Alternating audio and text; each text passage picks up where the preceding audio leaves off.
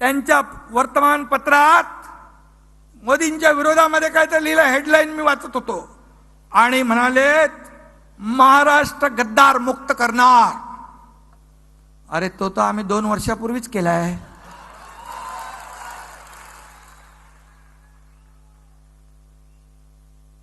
दोन वर्षापूर्वीच केला ना. अरे शिवसेना भाजप युतीची सरकार यायला पाहिजे. कुणाचं आलं? बाळासाहेबाचं आणि मोदी साहेबाचा फोटो लावून मतं मागितली, हिंदुत्वाचा प्रचार केला. या जनतेला वाटलं महाराष्ट्रातल्या शिवसेना भाजपचं सरकार येईल. आलं कुणाचं? मग बाळासाहेबांच्या विचारांची गद्दारी कोणी केली? महाराष्ट्रातल्या जनतेच्या विश्वासाला तडा कोणी दिला?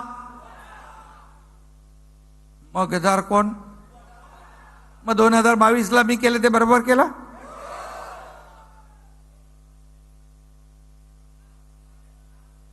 आणि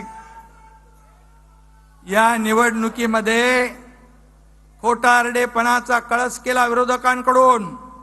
खोटं नॅरेटिव्ह पसरवलं. संविधान बदलणार, संविधान बदलणार, आरक्षण जाणार, आरक्षण जाणार.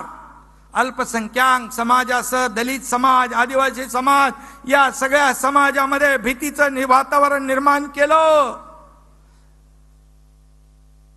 रामदास भाई मगाशी म्हणाले बॅग घेऊन आपल्याला तालुक्यावर आपल्याला जायला पाहिजे, गावागावावर जायला पाहिजे.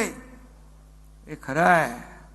ही जी मंडळी आहे त्यांनी असा खोटा नॅरेटिव्ह पसरवण्यासाठी गावागावात गेले, सगळ्यांच्या डोक्यात घुसवलं. मोदी आले तर संविधान गेलं, संविधान गेलं तर आरक्षण गेलं.